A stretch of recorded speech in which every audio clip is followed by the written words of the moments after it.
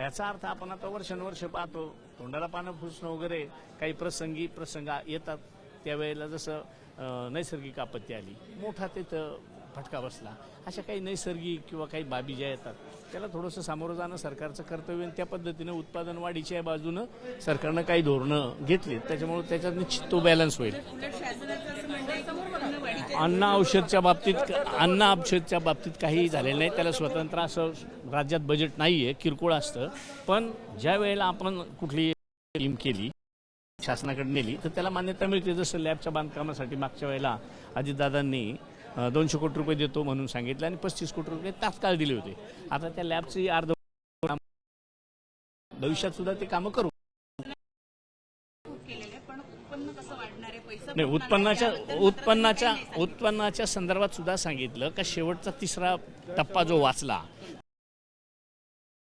का अशा पद्धतीनं आपण ते कव्हर करतोय.